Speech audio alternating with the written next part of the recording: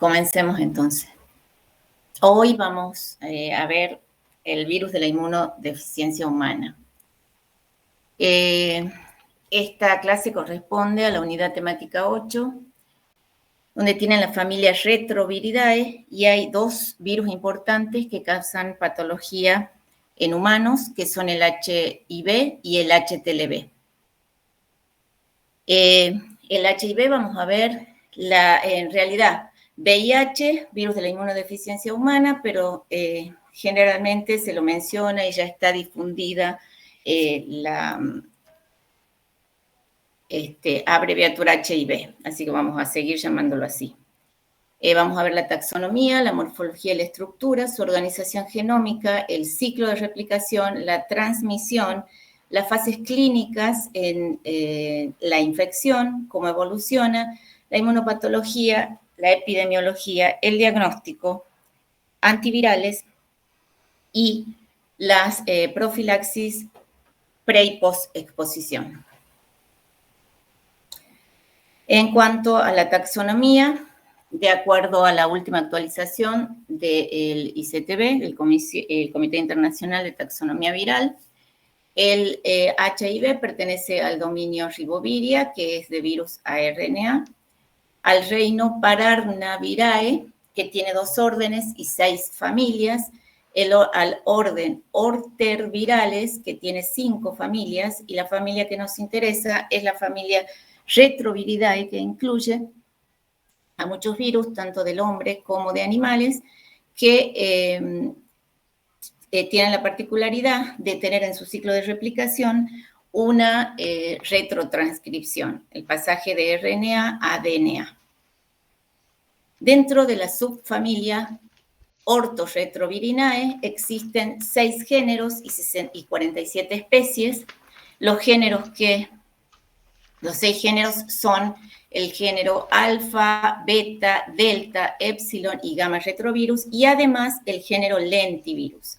Dentro de estos géneros hay 2 que nos interesan porque contiene virus que van a causar patología en humanos, que son el género delta retrovirus, donde dentro de la especie virus linfotrópico T de primates se encuentra el HTLV, así se lo conocía y así se lo sigue conociendo, pero está dentro de la especie de de virus linfotrópicos T de primates, que es el HTLV1, y el virus linfotrópico T de primates 2, donde se encuentra, también dentro de las especies, se encuentra el HTLV2. Teniendo en cuenta que ustedes estuvieron muy bien cuando prepararon los algoritmos, los antivirales, es en particular este virus, se los dejo para que lo preparen ustedes, o sea, HTLV. No va a ir para el parcial, pero sí para el final. Y dentro de los lentivirus están los virus que nos interesan, que son la especie virus de la inmunodeficiencia humana 1, HIV1, o virus de la inmunodeficiencia humana 2, HIV2. Cuando se realizó el análisis filogenético de las regiones conservadas del gen de la polimerasa de estos retrovirus, es cuando surgieron los diferentes géneros y las relaciones filogenéticas entre estos géneros, que partieron de un ancestro común. De hecho, el genoma humano tiene muchas secuencias que corresponden a retrovirus. Incluso existen retrovirus endógenos. Alrededor del 8% del genoma humano tiene retrovirus endógenos. Dentro del género Orthorhynchovirinae, como ven, tenemos los 6 géneros que antes les mencioné y solo 2 van a tener importancia en salud humana.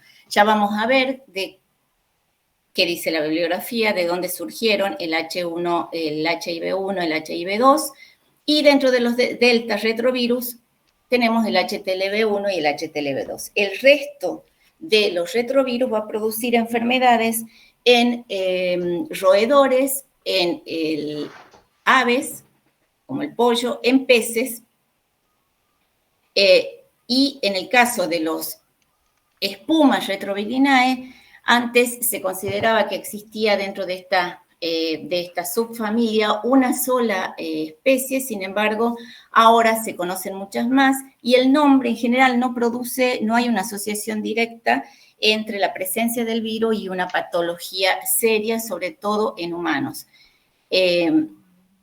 Esto lo podemos ver mejor en la siguiente tabla, donde vemos que dentro de la familia Orthorhynchovirinae y dentro de los antes se lo clasificaba dentro de los retrovirus delta, tenemos el HTLV1 y HTLV2.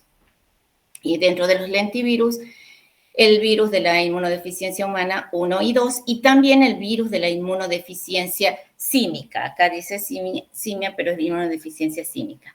Dentro de los espumas retrovirinae tenemos 5 géneros y 19 especies, entre las que infectan a diferentes animales y reciben el nombre de acuerdo a la especie que infectan. Como ejemplo, ponemos el espumavirus de chimpancé. Antes se pensaba que había un espumavirus humano. Sin embargo, los últimos estudios mostraron que ese espumavirus, llamado espumavirus humano, tiene una marcada homología con virus de chimpancé. Y se denomina así la espuma virus, estos géneros, porque cultivos in vitro producen mucha vacuolización, la infección produce la vacuolización de las células, lo que le da un aspecto espumoso. En el año 2008, Luc Montagnier y François Barré-Sinoussi recibieron el Premio Nobel de Medicina por el descubrimiento del HIV. Sobre esto hay una película, así que la pueden ver, fue bastante controversial el descubrimiento del HIV porque había dos grupos, este grupo francés y el grupo del investigador Robert Gallo en Estados Unidos, que se atribuían el descubrimiento del HIV, pero finalmente el premio Nobel fue otorgado al doctor Luc Montagnier y a su colaborador. En cuanto a la morfología y la estructura, es un virus que tiene aproximadamente 80 a 100 nanómetros, tiene una estructura redondeada, es un virus envuelto y está formado la partícula viral por 3 capas. La capa externa, que corresponde a la envoltura del virus, en donde tiene insertas glicoproteínas que van a ser muy importantes en la unión a los receptores de la célula huésped, que son las proteínas, la spike, que es la GP120, y la proteína de fusión, que es la GP41. Por debajo de esa envoltura tiene la proteína de matriz, que es la proteína P17, que va a estabilizar la estructura de bicapa lipídica.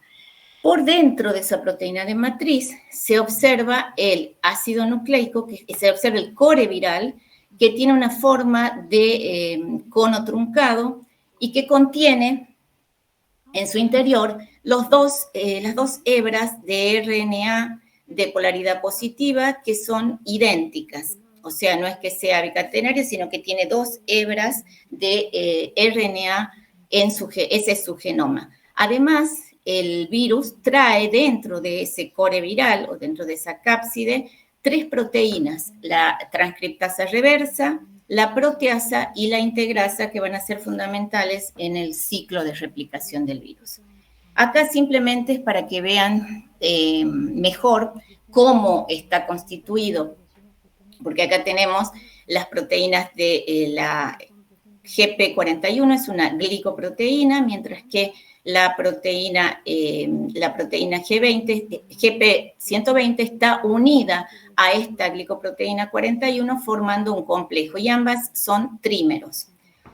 Acá tenemos las 2 hebras de RNA viral que están asociadas a la polimerasa, pero que también están asociadas a otras proteínas, como la proteína P7, que está formando una núcleo cápside, que es lo que ustedes ven acá. Y acá tienen la proteína de matriz, la proteína P10, que es una proteasa, la integrasa, y tenemos también la proteína, la transcriptasa reversa, que esta transcriptasa reversa, acá está mal, acá deberíamos poner, les va a aparecer como P66, P51, porque es un heterodímero que está formada por subunidades P66 y P51.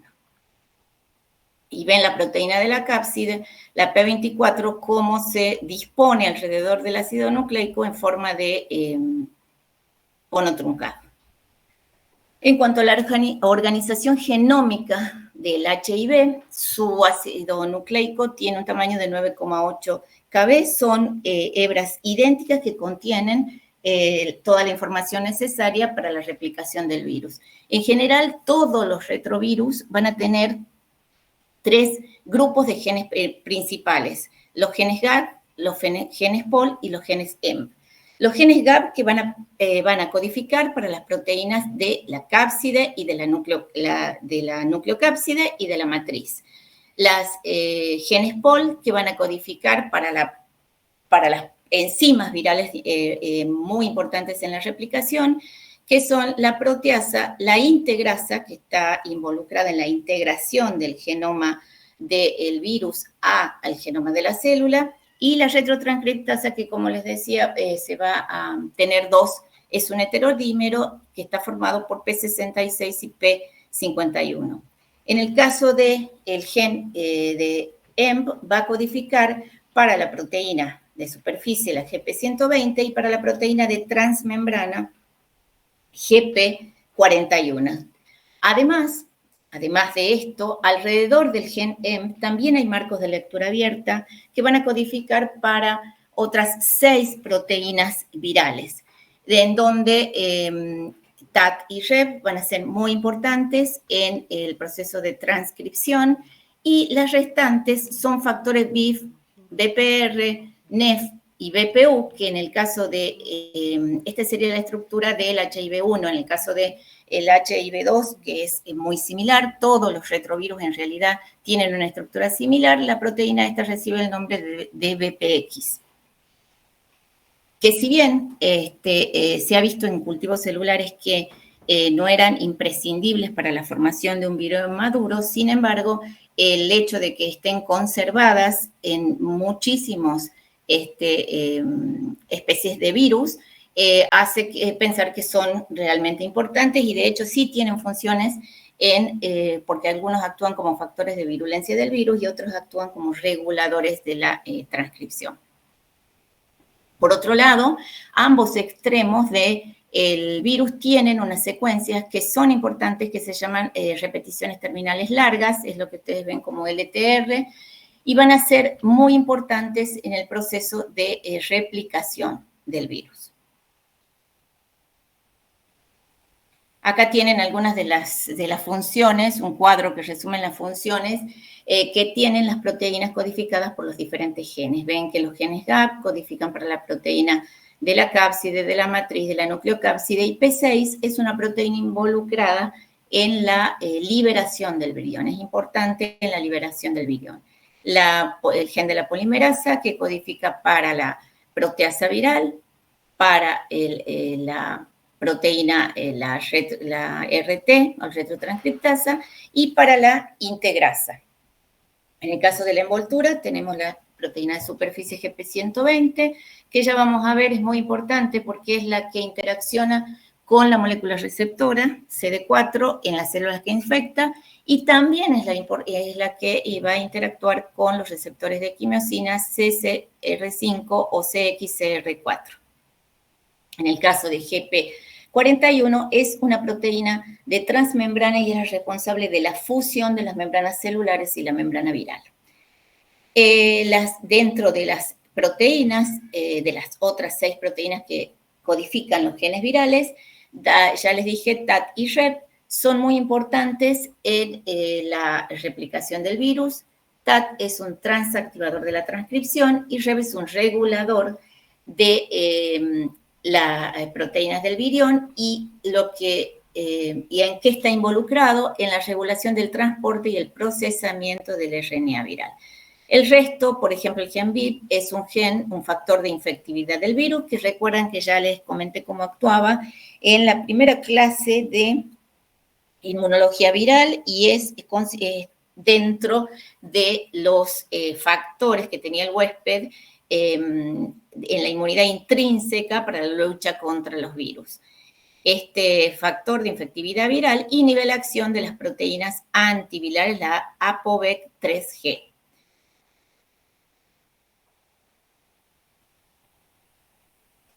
Hablemos ahora de cuál es el tropismo que tiene el HIV. Ya sabemos que el tropismo es la afinidad que tienen los diferentes virus para invadir determinadas células y, por lo tanto, invadir determinados tejidos u órganos. Fundamentalmente, el HIV va a invadir a los linfocitos T CD4 positivos, o sea que muestran el marcador CD4 positivo. Pero también es capaz de invadir monocitos, macrófagos, células dendríticas, células de Langerhans y también células de la microglía, que esa es la razón por la que también está asociado el HIV con trastornos neurológicos. Las células de las microglía son un tipo de células que constituirían un sistema nervioso a nivel del sistema nervioso central. En función de la afinidad que tienen las cepas del HIV por invadir una u otra célula, se han clasificado 3 tipos de cepas virales. Las cepas R5, que son las que van a invadir células del tipo monocito macrófagos que expresan el receptor CD4, o sea, son positivos para CD4, y que también expresan este receptor de quimiosinas o quimioquinas, que es el CCR5, que es lo que ustedes ven acá en rojo, que en general se habla de un tropismo en función del correceptor, un tropismo R5. Por otro lado, también hay cepas del HIV que pueden ingresar por otro tipo, utilizando otro correceptor. Siempre utilizan el receptor CD4, pero puede ser otro correceptor, que es un receptor CXCR4, que también es un receptor de quimioquina o quimiosina. La CCR5 es el receptor para RANTES, para las quimiosinas RANTES. En general las quimiosinas son moléculas que tendrían funciones tienen funciones quimiotractantes, además de otras. Este es receptor, como les decía, para RANTES, para la proteína inflamatoria de macrófago, MIP1-alfa y MIP1-beta, y este tiene un único ligando natural que es el factor 1 asociado a las células secretoras. En el caso entre estos dos tropismos, entre las cepas R5 y X4 del virus, también existen unas cepas con tropismo dual que se pueden unir a las células que expresan los dos receptores, en general las células T. Y se ha visto que en el curso de la infección, en la transmisión es muy frecuente que estén presentes las cepas con tropismo R5. Estas cepas son las que permiten una propagación y además una diseminación bastante rápida, tienen una replicación bastante rápida en el organismo que infectan. Por otro lado, las cepas con tropismo X4 son menos frecuentes y aparecen generalmente en los estadios finales de la infección, donde ella va a evolucionar a SIDA o síndrome de inmunodeficiencia. El paciente va a evolucionar a SIDA o síndrome de inmunodeficiencia adquirida. Y, por supuesto, entre estos dos extremos aparecen también las cepas con tropismo dual. ¿Cómo se produce, cómo inicia el virus el ciclo de replicación? Es muy importante la unión del HIV con el receptor y con el correceptor celular. De manera resumida, esta unión receptor-correceptor HIV va a incluir 3 etapas. En primera medida, la unión de las proteínas GP120 al receptor CD4 en la célula huésped, en la célula que va a infectar. Eso hace, esta primera unión lo que va a hacer es exponer un dominio que en este caso en el GP20, en la proteína GP120 es el dominio B3, que va a permitir la unión al correceptor. Ya vamos a ver, depende del correceptor, puede ser CCR5 o CXCR4. Esa unión al correceptor de este dominio de GP120 produce un cambio conformacional grande que hace que este péptido de esta proteína GP41, que tiene las propiedades de fusión, se despliegue y se fije a la membrana de la célula hospedadora. O sea, lo que hace esta proteína es acercar la membrana del virus a la membrana de la célula hospedadora. Acá lo vemos un poquito más detallado, simplemente ven la estructura de GP120 y ven la estructura de GP41. Cuando en primer lugar se produce la interacción de la proteína GP120 con el receptor CD4 de la célula hospedadora. Ahí comienza un primer cambio conformacional que expone el dominio de unión al correceptor. Una vez que se expone ese dominio de unión al correceptor, el virus se une también al correceptor y se produce otro cambio conformacional con liberación del dominio de fusión y anclaje de la proteína GP41, que es lo que ustedes ven acá, esto 21, y se ancla a la membrana celular. Entonces tenemos, por un lado, que esa proteína está anclada a la membrana del virus y a la membrana celular. O sea, se expuso el dominio de fusión. Esa exposición del dominio de fusión hace que vuelva a haber un cambio conformacional en ambas proteínas que acercan las dos membranas. Eso permite la fusión de la membrana del virus con la membrana de la célula y la liberación de la cápside viral. Una vez que el virus ha ingresado dentro de la célula, va a perder, se va a descapsidar y va a liberar las dos hebras de ácido nucleico, de RNA viral.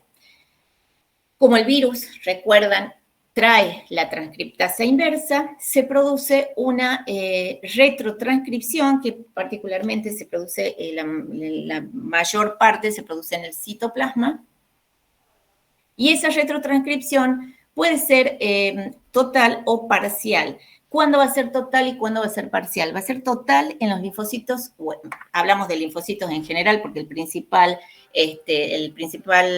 blanco de ataque del HIV es el linfocito CD4 positivo, pero en general cualquier célula que tenga o que lo exprese a este receptor es susceptible de ser infectado por el virus del HIV.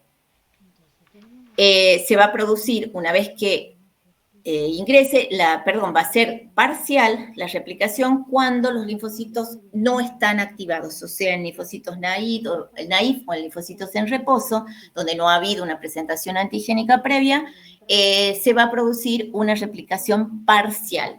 La replicación total requiere que, como ya vamos a ver, de la activación de algunos genes del hospedador.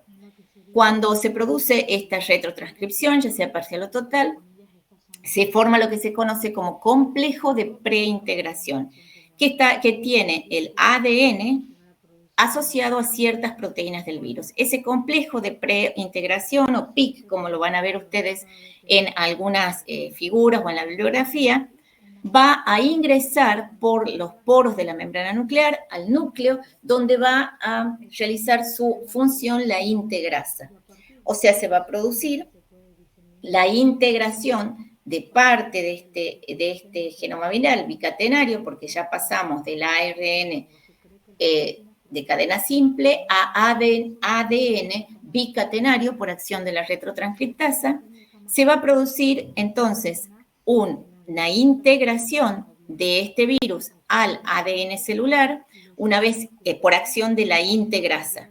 La integrasa lo que hace es escinde los extremos 3' del ADN viral para generar extremos cohesivos y se integra al genoma de la célula. La integración, si bien dicen que es al azar, se ha visto que preferentemente ocurre en las zonas de intrones, o sea, en regiones que no van a ser, que no tienen información para codificar alguna proteína.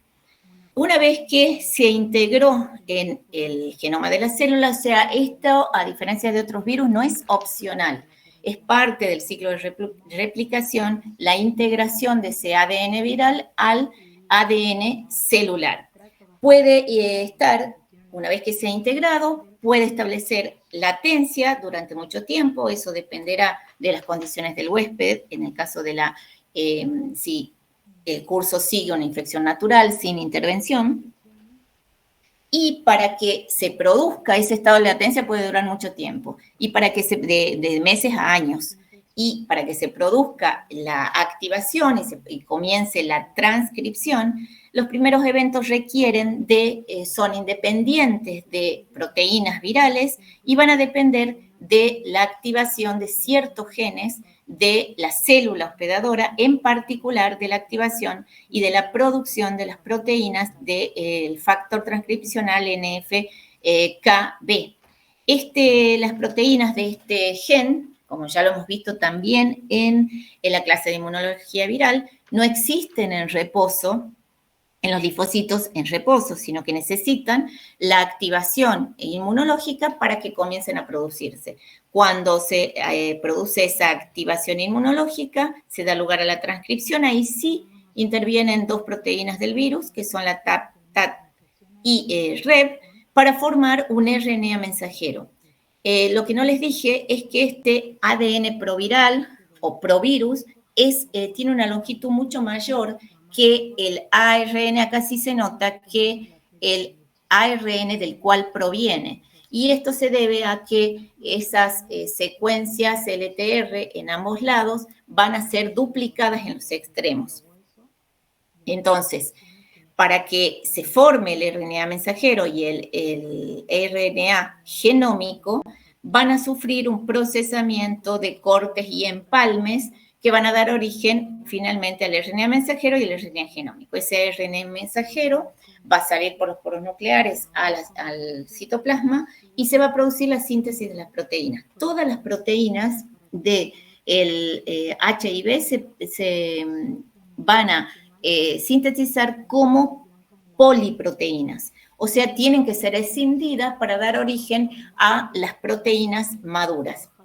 Sin embargo, cuando estas poliproteínas rodean al ácido nucleico genómico, se van a ensamblar y van a salir de la célula por gemación, por rotación, pero eso también va a depender de la intensidad de la infección, porque también cuando hay mucha producción de viriones se puede producir la lisis de la célula en donde se replicó el virus. Una vez que este virus sale por brotación, es una partícula inmadura, pero al liberarse actúa la proteasa viral, escindiendo todas las proteínas que finalmente se ensamblan para dar la estructura del virión, o sea, ese proceso del virión que conocemos, y a ese proceso es lo que se denomina maduración. En este momento, una vez que ha madurado, el virus está listo para infectar otra célula. ¿Vamos bien hasta ahí? Sí, profe. Sí, profe. Bueno, seguimos. Esto es simplemente para que vean que a partir de esa molécula de RNA viral y por acción de la transcriptasa reversa, se va a producir este ADN bicatenario que tiene una longitud mayor porque hay duplicación, además de estas secuencias LTR de los extremos, y se va a producir por acción de la integrasa la integración como ADN proviral en el genoma de la célula huésped. Ahora bien, ¿cuántos tipos virales se conocen de HIV? Al presente se conocen dos tipos virales, que son el HIV-1 y el HIV-2, que ya vamos a ver qué dice la bibliografía, cuál sería el origen de estos dos tipos virales. El HIV-1 es el responsable de alrededor de entre el 95 y el 99% de todas las infecciones por HIV en el mundo y es el que está distribuido en todos los países y es el que está distribuido a nivel mundial. En cambio, el HIV-2, si bien tiene similitudes con el HIV-1 en cuanto a su biología, en cuanto a la estructura genómica, que ya hemos dicho que todos los rotavirus tienen esa estructura de genes GAL, POL y EMB, sin embargo, está restringido, tiene una capacidad replicativa menor, una capacidad de transmisión menor y una capacidad de progresar a enfermedad grave, o sea, a SIDA, mucho menor que el HIV-1. Eso no significa que no sea capaz de producir el síndrome de inmunodeficiencia adquirida, sin embargo, es mucho menos virulento que el HIV-1. Incluso se transmite con menos facilidad que el HIV-1. El HIV-1 es el que está ampliamente difundido y en el que se han clasificado 4 grupos. El grupo M, que es el grupo principal, en función, por supuesto, de su secuencia, en función de la secuencia genómica. El grupo M es el grupo principal, el que está más ampliamente difundido. El grupo N, que en realidad, y el grupo O, que en realidad tienen baja prevalencia y en general están asociados a infecciones en el África subsahariana occidental, y el grupo P, que ha sido aislado en una mujer de Camerún y que todavía no ha sido suficientemente caracterizado. Dentro del grupo M, que es el responsable también de la gran mayoría de las infecciones por HIV-1, se han clasificado subtipos en función, por supuesto, de las diferencias en la secuencia de ARN. Cada uno de los subtipos difieren en la secuencia de su ARN en un 2 a un 20%. Estos subtipos, por ejemplo, el B está más asociado a infecciones en países desarrollados, mientras que el resto de los genotipos se van a causar infecciones generalmente en países en vías de desarrollo. También existen lo que se llaman formas circulantes recombinantes, porque se ha visto que en algunos pacientes no se puede hablar de subtipos puros que infectan al paciente, porque se ha producido la recombinación entre dos o más subtipos para producir estas formas CRF.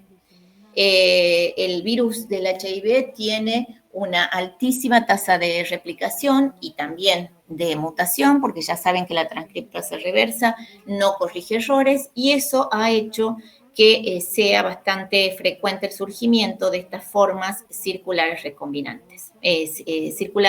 recombinantes.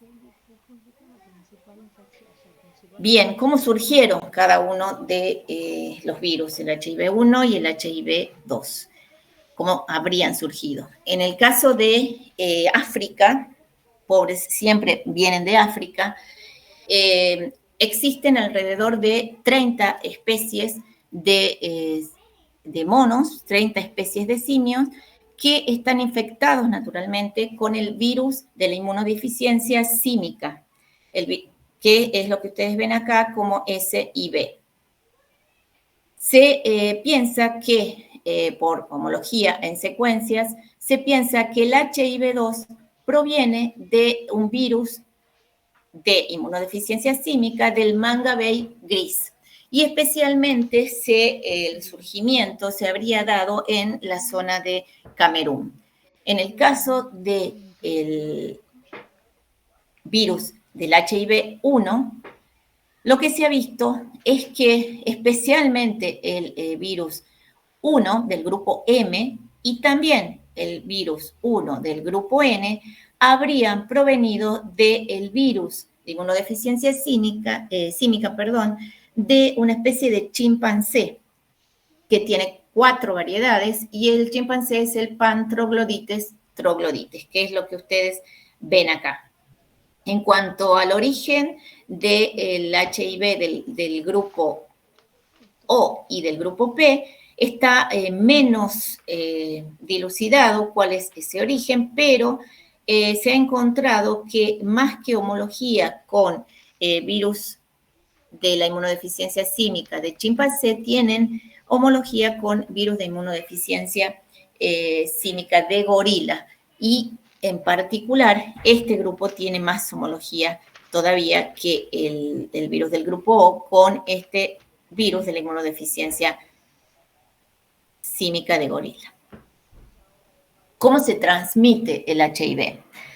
Las vías de transmisión son las relaciones sexuales sin protección con una persona que sea reactiva para HIV, el uso de drogas utilizando jeringas,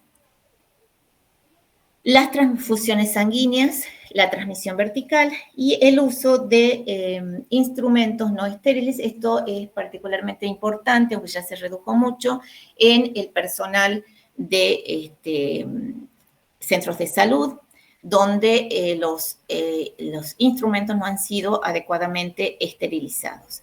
Lo que sí se disminuyó mucho en el último tiempo por las campañas de difusión para dar conocimiento a los test que son importantes para el diagnóstico del HIV, es la transfusión, y también en el caso de las transfusiones sanguíneas, el uso de las herramientas de biología molecular en los bancos de sangre para descartar aquellas sangre de personas que estén infectadas con el HIV. Y en el caso de las embarazadas, eso se disminuyó por la difusión de los test diagnósticos y además por la obligatoriedad de recomendación de los médicos. O sea, el médico no decide, pero sí tiene la obligación de recomendar a las embarazadas la realización de los test diagnósticos. ¿Cuáles son los fluidos corporales que pueden transmitir el HIV? Sin duda, la sangre, el más importante, pero también semen, líquido preseminal, secreciones vaginales, secreciones rectales y la leche materna. Y esa es la razón por la que a las pacientes reactivas para HIV se les aconseja no amamantar a sus hijos. El HIV no se transmite a través del agua y del aire, o sea, por nadar en una piscina con personas con HIV, no van a contraer el HIV, no se transmite por la saliva, por el sudor, las lágrimas o los besos con boca cerrada, eso decía, porque ustedes piensen que siempre es necesario que exista el contacto con la sangre de la persona infectada. O sea, si hay algún daño en la mucosa de la sangre de la persona a la que están besando, sí es posible la transmisión del HIV. Tampoco se transmite por insectos, por mascotas y tampoco se transmite al compartir alimentos, bebidas, que es lo que ven aquí, ni tampoco compartir el inodoro. Por supuesto, tampoco por un contacto casual, por ejemplo, un apretón de manos, no, el HIV no se transmite. Veamos cómo es la evolución natural de la infección. Ya lo venimos diciendo para todos los virus. Cuando hablamos de evolución natural es sin ninguna intervención, o sea, sin dar, en este caso, antirretrovirales.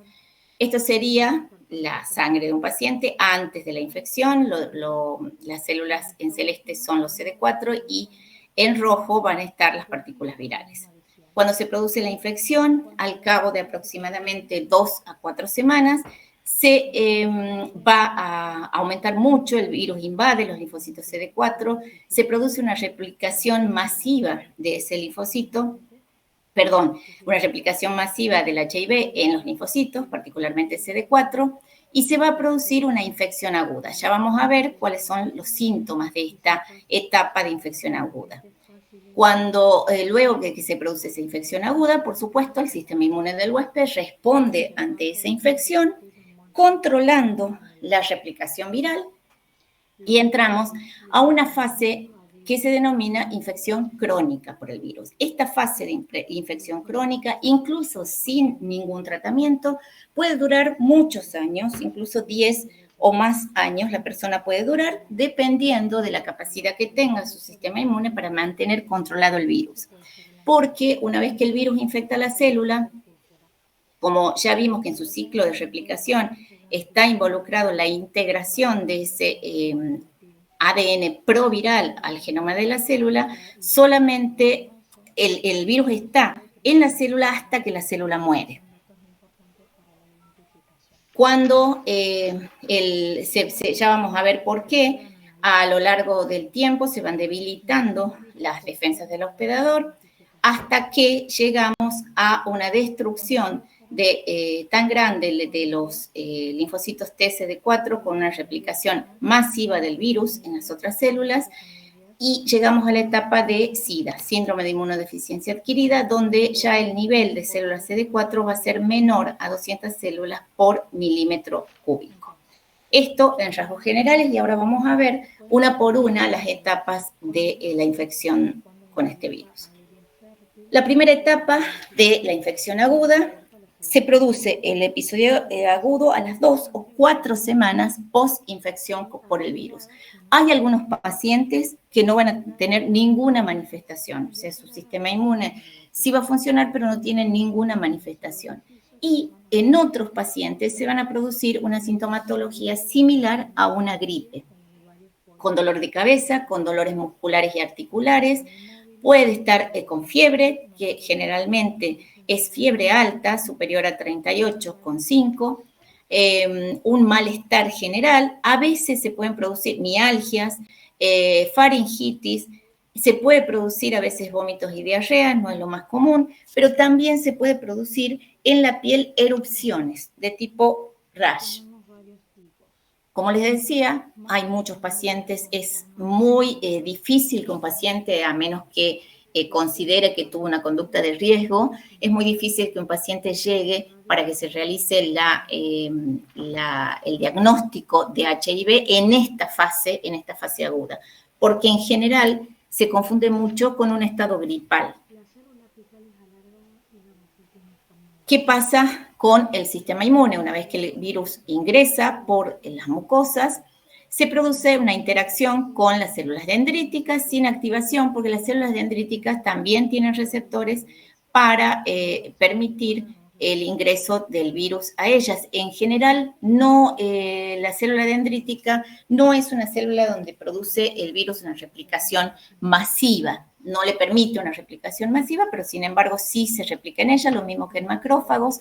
Una vez que atraviesa la barrera de mucosas, ya sea a través por vía sexual, vaginal o rectal, estas células, el episodio donde se produce el contacto del virus con las células inmunes de la mucosa es bastante corto. Ese tiempo puede ser alrededor de 48 a 72 horas. A partir de allí, directamente se produce una diseminación, una propagación de la infección, tanto de las células T activadas, infectadas, como las células en reposo que están infectadas, porque ya le expliqué que era lo necesario para que esa célula inmune se active.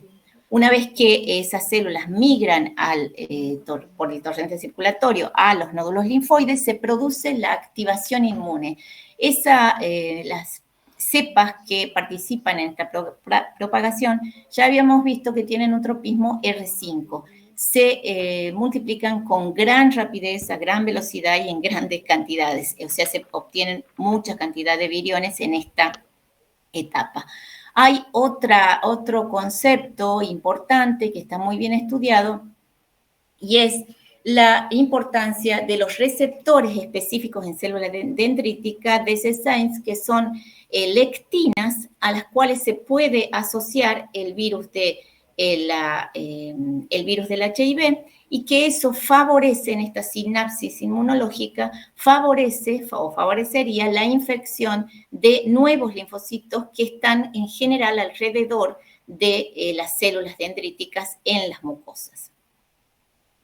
Una vez que se ha producido la diseminación a los ganglios linfáticos, pasa este virus a los ganglios linfáticos, se produce una replicación muy, muy activa, se liberan una gran cantidad de viriones, o sea, el HIV produce grandes cantidades de virus en esta primera etapa de la infección. Esa por supuesto, hay presentación antigénica y se va a producir una inmunoactivación para tratar de controlar esta replicación viral. Entonces, mientras el sistema inmune no ha montado todo su sistema de defensa, se producen altos niveles de viremia y de diseminación, que ya vamos a ver en la gráfica cómo se produce esto, pero al comenzar a haber anticuerpos específicos contra el virus y células específicamente inmunizadas, sensibilizadas, contra el virus, especialmente las células CD8, se produce una regulación a la baja de la replicación del virus como consecuencia de esa respuesta inmune. Generalmente, el punto de ajuste viral se alcanza después de aproximadamente 6 meses. ¿Qué es el punto de ajuste viral? Es un equilibrio, o sea, un nivel relativamente constante de carga viral que se ocurre como consecuencia de la interacción entre la replicación viral y el sistema inmune que trata de frenarlo. Por supuesto que cuando más alto sea este punto de ajuste viral, o sea, más carga viral tengamos, es mayor la posibilidad de progresar en menos tiempo hacia las etapas más graves del síndrome de inmunodeficiencia adquiridos. Una vez que se ha diseminado el virus en el organismo, establece reservorios. Y uno de los reservorios más importantes son en el tejido linfoide asociado a intestino. Ustedes saben que ese tejido linfoide tiene tiene estructuras muy bien definidas, las placas de Peyer, y en general el tejido linfoide asociado a intestino representa el 50% del sistema inmune o del sistema de células encargadas de las defensas de nuestro organismo. Además de establecer reservorios en el GAL, también establece reservorios en otros tejidos linfoides organizados. Esto va a permitir que haya una producción sostenida, pero menor que en la etapa inicial, de viriones que van a continuar infectando y van a permitir la diseminación sistémica de virus y de células infectadas. En la etapa crónica, con mucha menor lentitud que lo que se produce en la etapa aguda, pero eso principalmente por el sistema inmune. O sea, una vez se ha producido la infección aguda, luego de un tiempo aproximadamente de 12 semanas, ya el paciente puede entrar en el periodo que se conoce como de latencia clínica o fase crónica. Acá ustedes ven que tienen el recuento de linfocitos CD4 positivos en células por milímetro cúbico y acá tienen en rojo las copias del ARN viral por mililitro de plasma. Ustedes ven que cuando se produce la infección primaria hay una alta carga viral, ya dijimos que se replica con muchísima facilidad y con una tasa de replicación bastante alta, que es lo que ustedes ven, las copias de ARN, acá entre la tercera y sexta semana aproximadamente tienen el pico de ARN, como el virus está replicando en el linfocito CD4, estos linfocitos van a disminuir y alcanzan un valor mínimo cuando es máxima el valor de la carga viral, pero luego, por acción de la respuesta inmune, lo que se va a producir es un aumento de linfocitos CD8, CD4 específicos para el virus, anticuerpos específicos que están dirigidos principalmente hacia la glicoproteína GP120, pero también, y son neutralizantes, y también contra la glicoproteína GP41. O sea, lo que se produce en la fase crónica de la infección por HIV es una estimulación persistente del sistema inmune. O sea, ese sistema inmune está constantemente estimulado, tratando de disminuir esa carga viral y tratando de eliminar al virus. Ahora, ¿por qué esto es difícil? Porque como ya vimos, el virus establece reservorios. ¿Qué es un reservorio?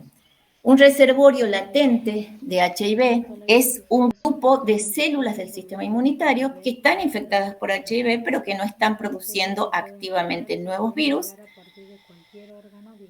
porque están en el estado de ADN proviral o pueden producirlo en muy pequeña cantidad, en cantidades desde cantidades indetectables hasta cantidades de virus bajas.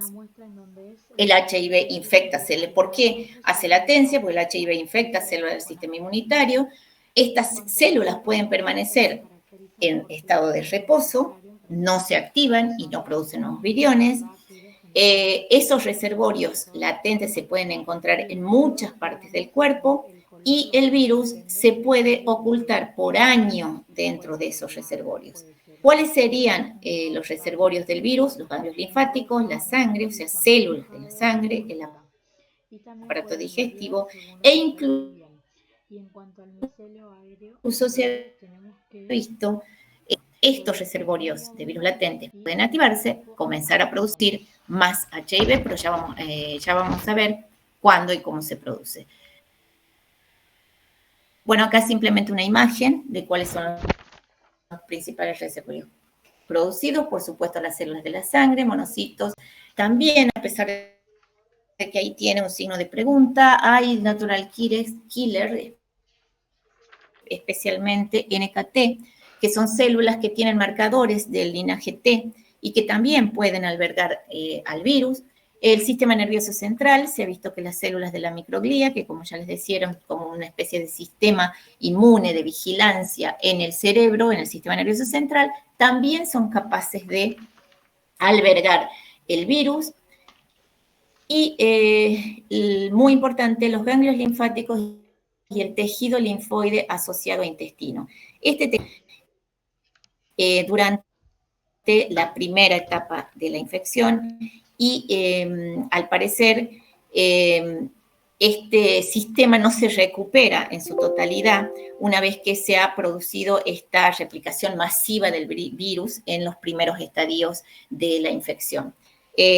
También se puede replicar en linfocitos T de memoria en estado latente y también las células, acá ven los macrófagos y células dendríticas en los vasos, especialmente en los ganglios linfáticos del intestino y del sistema nervioso central. ¿Cuáles son los mecanismos por los cuales se produce al final de esa etapa crónica la linfopenia de linfocitos T CD4? Por destrucción inmunomediada, o sea, directamente, la destrucción por los linfocitos CD8 positivos, que tienen especificidad contra el virus del HIV, van a destruir directamente las células infectadas por los linfocitos CD4 positivos. O sea, hay una respuesta CD8 citotóxica. Por supuesto, también va a haber una activación de los CD4, va a haber una replicación del HIV y eso en sí mismo, y especialmente en la primera etapa donde es masivo, va a producir la lisis de muchos linfocitos T CD4 positivos.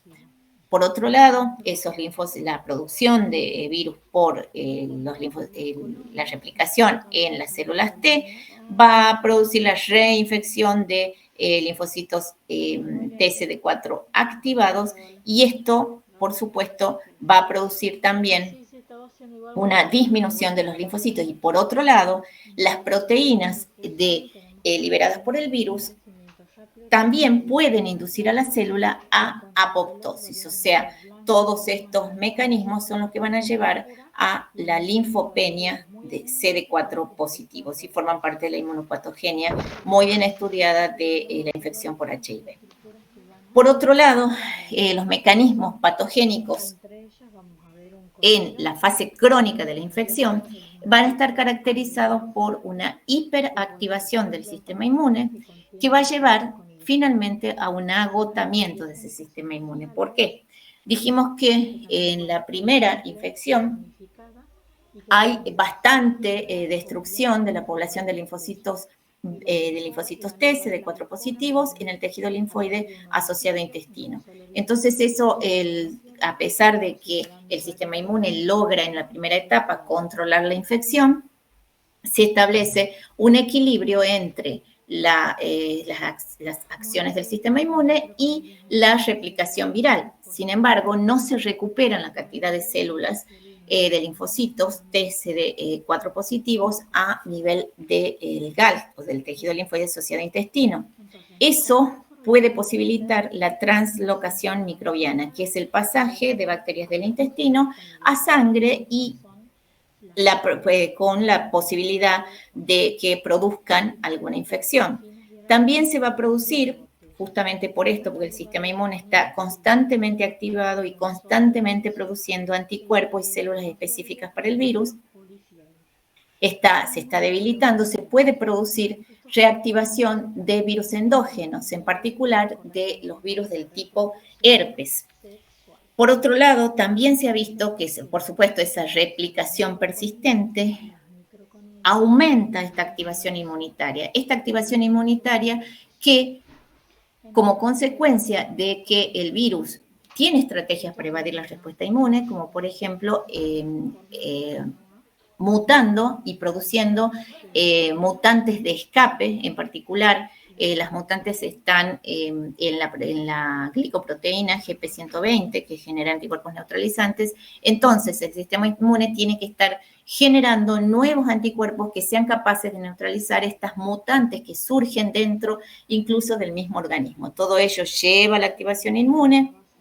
Incluso ya en las etapas finales hay una pérdida de la actividad de los CD8 específicos, hay una desregulación, ya no se están produciendo en la etapa final linfocitos T CD8 positivos que sean efectivos en la eliminación del virus, y esto, esa hiperactivación que puede durar durante mucho tiempo porque el organismo continúa generando respuesta frente a las nuevas mutantes, va a generar un agotamiento inmunitario y un envejecimiento precoz del sistema inmune.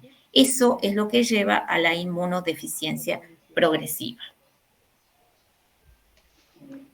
Para llegar finalmente al síndrome de inmunodeficiencia adquirida, que esto ya es la enfermedad, donde hay síntomas y donde se va, típicamente se va a ver una cantidad en sangre de linfocitos CD4 positivas menor a 200 células por milímetro cúbico. ¿Cuáles son las enfermedades asociadas a esta etapa final de la infección por HIV? Encefalopatías relacionadas con HIV, pueden ser encefalitis y meningitis, pueden ser afección en los ojos, retinitis, en particular en los pacientes con HIV se ha visto con frecuencia retinitis por citomegalovirus, que incluso pueden llevar a la pérdida de la visión. En los pulmones se puede estar asociado con neumonía por el Pneumocystis jirovecii, que era antes se hablaba de Pneumocystis carini. Tuberculosis múltiple, tumores, en la piel también pueden aparecer tumores, el sarcoma de Kaposi, que es un tipo de cáncer de piel o del tejido subcutáneo que es producido por el herpes virus humano 8, que es lo que ustedes tienen aquí. También se puede producir esofagitis, diarrea crónica, tumores, y también es muy característico algunas infecciones fúngicas como la criptosporidiosis intestinal crónica. Y en el caso de las mujeres, lo que se vio sí es una evolución de cáncer de cervix a carcinoma invasor en las pacientes que tienen SIDA. Una persona sin tratamiento con SIDA sí puede sobrevivir algunos años, pero es mayor cuando reciben el tratamiento antirretroviral. Bueno, acá están simplemente lo que se llaman como enfermedades definitorias del SIDA, que ustedes ven son infecciones bacterianas múltiples o recurrentes, candidiasis, o sea, un marcador bastante importante son las infecciones oportunistas.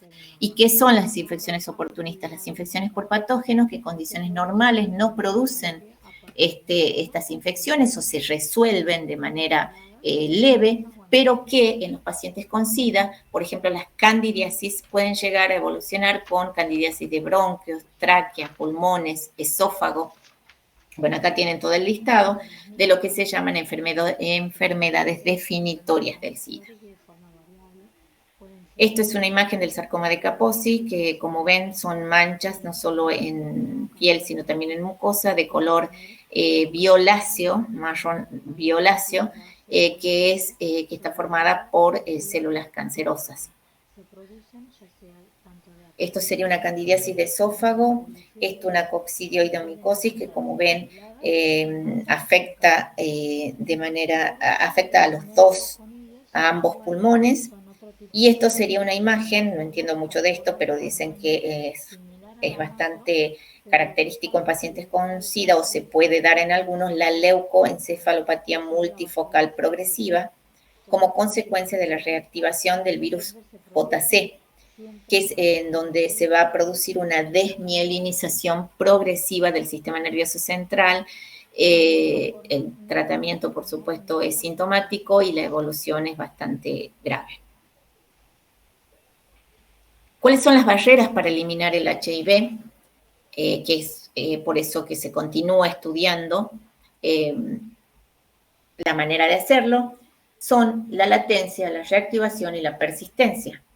Uno es que se adapta a entornos celulares diferentes para persistir o propagarse. Ustedes ya han visto que tiene tropismo por muchas células del sistema inmune, incluso del sistema nervioso central, que en linfocitos en reposo permanece latente, o sea, permanece oculto al sistema inmune durante bastante tiempo, estableciendo reservorios, y que cuando los linfocitos están activados, se replica, se establece la propagación viral y se produce la destrucción de células claves en la inmunidad adaptativa, que son los linfocitos T, CD4 positivos o helper.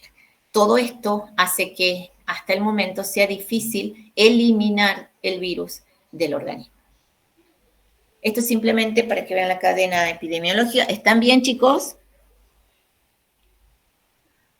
Sí, profe. Sí, profe. ¿Alguna? Bien. Continuamos entonces. El agente causal es el HIV, el reservorio es el hombre, la puerta de salida, vía genital, sangre, semen, secreciones vaginales, leche materna infectada. El modo de transmisión puede ser directo o indirecto, directo sexual o perinatal, indirecto parenteral, por transfusiones, pero ya hemos visto que esto está se redujo mucho con los controles por las PCR que en los bancos de sangre, y también en los trasplantes de órganos se controla la infección por HIV.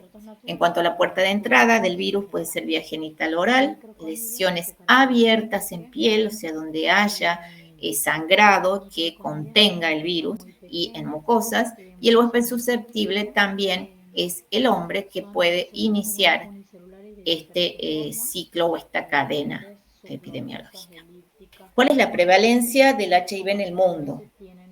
Esto indica este mapa, es de prevalencia del HIV en adultos durante el año 2019. En el 2019 se detectaron 38 millones de infectados en una población de adultos de entre 15 y 49 años. Comparado con el año 2010, en donde se tenía 30,7 millones de infectados, hubo un aumento de la infección, pero esto puede ser debido también al acceso al diagnóstico, que se fue incrementando a lo largo de los años, y también a que en el caso cuando se produjo el inicio de la pandemia, la mayoría de las personas, como no se conocía el virus, evolucionaba hacia SIDA y moría. O sea, se establecía el síndrome de inmunodeficiencia adquirida y moría. En la mayoría de los casos, no significa que actualmente no mueran estas personas, pero se ha disminuido mucho la mortalidad por SIDA como consecuencia de la terapia antirretroviral. En general, murieron en el año 2019 690.000 personas de SIDA. Hubo una disminución, como ven, del 37% con respecto a la mortalidad en el año 2010, y una disminución del 59% con respecto a la máxima mortalidad que se tuvo a nivel mundial en el año 2004. Lo que ustedes ven es que la infección por HIV tiene una prevalencia del 0,7% y no es uniforme en los distintos países del mundo. Como siempre, ven que hay, por ejemplo, 8 países del sur de África que tienen una prevalencia del más del 10% de infección por HIV. Argentina se encuentra dentro de los países que tienen menos del 1% de prevalencia de infección por HIV entre su población. En el caso de la Argentina, y por datos tomados relevados del año hasta el año 2019, se estima que hay alrededor de 136.000 personas diagnosticadas infectadas con HIV, de las cuales, y esto sería una aproximación, porque es con modelos matemáticos, que no siempre son los más certeros, se conocen el 17% de estas personas, probablemente desconoce su diagnóstico, y el 67% que conocen su diagnóstico se atienden en el sistema de salud público con la terapia de antirretrovirales. En cuanto a la prevalencia, sí hay grupos muy bien definidos. Se ha visto que hay una mayor prevalencia de infección por HIV en mujeres trans en un 34%, seguida de hombres que tienen sexo con hombre en un 12 a un 15%. Luego, en personas en contexto de encierro en las cárceles, hay una prevalencia de infección por HIV del 2,7%, mientras que en los jóvenes y adultos de toda la población la prevalencia es del 0,4%.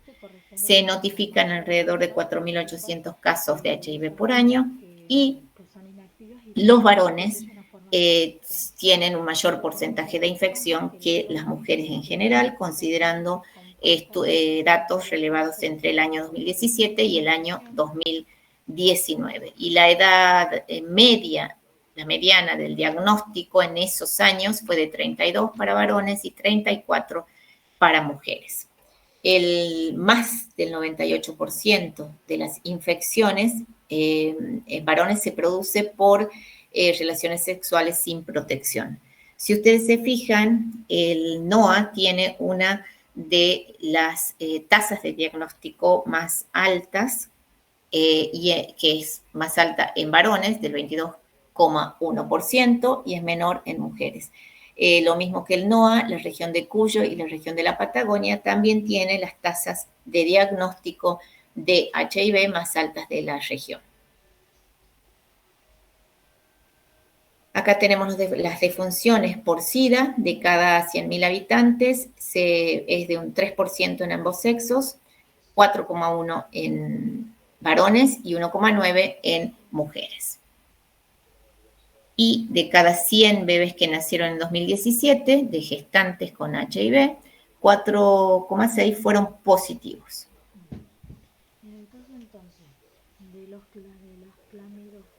Esto me olvidé de decirles que hay una tendencia de nuevos contagios o casos, está en descenso. ¿Cómo se realiza el diagnóstico de la infección? Esto vamos a ir rápido porque ustedes ya lo vieron, ya vimos el algoritmo de diagnóstico y lo hicieron muy bien. La muestra que se toma va a ser sangre y se puede utilizar plasma o suero también. Se puede hacer por inmunocromatografía. Estas son las técnicas rápidas que tienen una elevada sensibilidad, de modo que deben ser confirmadas. Estas técnicas dan bastantes falsos positivos. Por ejemplo, en personas se ha visto que en personas con enfermedades autoinmunes o incluso en personas que han recibido la vacuna contra el virus H1N1, también hay algunos test inmunocromatográficos que dan falsos positivos. Las personas con artritis reumatoidea, por ejemplo, pueden dar un test de inmunocromatografía positivo. Por eso siempre les decimos que el uso de los test va a depender del contexto, pero en el caso de usar test rápidos como de inmunocromatografía es necesaria la confirmación con test más específicos. En el caso de la ELISA, ustedes ya lo vieron, hay ELISAs de distinta generación. Del surgimiento de los ELISAs de cuarta generación, que detectan no solo antígenos, sino también anticuerpos, ha hecho que se reduzca mucho el periodo de ventana, y la técnica que es de referencia, técnica confirmatoria, es la detección de la carga viral, excepto en los controladores de ELIT, en donde, bueno, ustedes ya saben, acá me olvidé de poner, se tiene que hacer el Western blot, que es la detección de anticuerpos en el suero de esos pacientes. Esto sería el curso clínico de la infección con los marcadores de infección, que no se asusten, pero acá se utilizan como marcadores no virológicos, sino inmunológicos, las células CD4 positivas, que como ven hay un descenso marcado en la primera etapa, que es porque hay una replicación viral y una carga viral muy elevada. Pero también acá tenemos la detección del ARN por PCR, también la producción de anticuerpos, que son anticuerpos contra las células de la envoltura y contra las células de la cápside. Y también se puede hacer PCR para detectar el ADN proviral. ¿Cuál es el periodo de ventana de la prueba de HIV que ustedes deciden hacerse o que la persona decide hacerse? Las pruebas de ácido nucleico tienen un periodo de ventana. ¿Qué es el periodo de ventana? Saben, ¿verdad? Hola. O sea, el tiempo Chicos. que tienen que esperar para que se pueda detectar el virus, ¿verdad? Claro, es el tiempo desde la infección hasta que se puedan detectar el virus o algún marcador que indique que la persona está infectada con el virus, ¿sí? Es la primera etapa, donde ahí no hay marcadores todavía, el virus está infectando, se está replicando, pero el sistema inmune todavía no responde y tampoco tiene el paciente una carga viral alta como para que pueda ser detectable. Es ese periodo, el periodo de ventana. Las técnicas de ácido nucleico, por supuesto, tienen un periodo de ventana que va desde los 30 a los 33 días. Esto siempre cuando se hace en un laboratorio y a partir de sangre venosa. La prueba de anticuerpos o de antígenos, si se utiliza una ELISA de cuarta generación, va a detectar tanto antígeno como anticuerpo, tiene un periodo de ventana de 18 a 45 días. Y la prueba rápida, que utiliza sangre por punción del dedo, tiene un periodo de ventana que puede ir de 18 a 90 días. Y también, bueno, las pruebas de anticuerpo que se venden en farmacia pueden tener un periodo de ventana mucho mayor de 23 a 90 días. Pero, como les digo, hay que interpretar muy bien estos test, en particular cuando se utilizan los test rápidos, dan muchos falsos positivos, más que negativos. Esto no vamos a entrar, ustedes lo dieron muy bien en el taller de algoritmos. Lo que les quería decir es que recuerden que el test confirmatorio en la actualidad es la realización de carga viral y que se deja el Western blot para los controladores de ELIT. Les cuento simplemente que los controladores de ELIT lo que tienen se estudió en el primer paciente. Ahora están surgiendo cada vez más pacientes que son controladores de ELIT, pero el primer paciente, un alemán, lo que se estudió es que tenía una leucemia, se le hizo un trasplante de médula ósea y el donante tenía una mutación en el gen que codifica para el correceptor del virus, ese receptor de quimioquina CCR5. Esa mutación está bastante estudiada y es una pérdida de 30 pares de bases en ese gen que se define como 32, perdón, que se define como delta 32. O sea, los pacientes, aparentemente, las personas que tienen esta mutación, no tienen ningún problema desde el punto de vista de la defensa contra infecciones o contra el desarrollo de procesos tumorales, pero al tener mutada el receptor de la quimioquina CCR5, no pueden ser infectados por el virus. Para que vean la importancia que tiene ese correceptor también en el establecimiento de la infección por HIV. Esto es el algoritmo diagnóstico en embarazadas, que simplemente quería decirles que se prioriza el uso de pruebas rápidas de cuarta generación, porque además de los ELISAs de cuarta generación, también hay inmunocromatografía de cuarta generación que detecta tanto antígeno como anticuerpo. Da falsos positivos, sí, pero la idea es tratar de identificar a la mayor cantidad, como les decía la profe, en el algoritmo, es tratar de identificar la mayor cantidad de personas que estén infectadas por HIV y en el caso de las embarazadas para iniciar la terapia antirretroviral. Esto simplemente es el algoritmo en menores de 18 meses, que no vamos a entrar porque también ustedes lo dijeron muy bien. Hay ciertas consideraciones en la interpretación de los resultados de los algoritmos en niños, pero ustedes también lo dijeron en el algoritmo. Y simplemente cuáles son las leyes que existen a nivel nacional. La infección por SIDA, por HIV, perdón, y el SIDA en la Argentina está en el marco de enfermedades de notificación obligatoria. Ya en el 1991 se estableció como obligatoria la notificación de casos de SIDA y de fusiones de SIDA por ley. En el 2000, acá eran simplemente casos de SIDA y defunciones por SIDA. En el 2001 se incorporó la notificación de casos de VIH, de infección por VIH. Y la notificación de partos de mujeres con VIH fue incorporada también a la ley en el año 2010. Y también la notificación de los expuestos perinatalmente al HIV. En el 2001 se promulga la ley sobre la obligatoriedad del ofrecimiento del test diagnóstico de HIV a toda mujer embarazada. Esto es lo que yo les comentaba. El profesional tiene la obligación de ofrecerles el test diagnóstico a las embarazadas, pero siempre, que considero que debe ser en todos los casos, la decisión es de la persona. El médico aconseja, ofrece, a este ofrecimiento debe ser hecho por ley, pero lo que decide es la persona. Y en el 2010 se estableció el compromiso para la eliminación de la transmisión materno-infantil del HIV.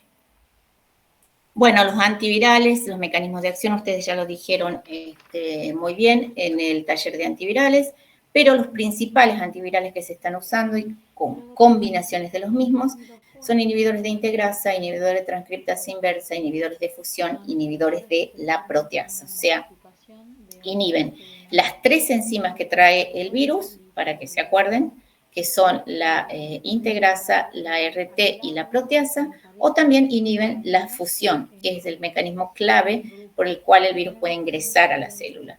Acá simplemente es un esquema mucho más detallado donde tiene los nombres de algunos inhibidores de entrada, inhibidores de nucleócidos o de la transcriptasa inversa o inhibidores no nucleosídicos y hay inhibidores de la proteasa. Por supuesto, nadie les va a pedir que se acuerden ningún nombre. Y finalmente llegamos a lo que también pueden haber escuchado, y por eso se los doy, que es la profilaxis preexposición, o PrEP, por la sigla en inglés, y la terapia postexposición, o PEP.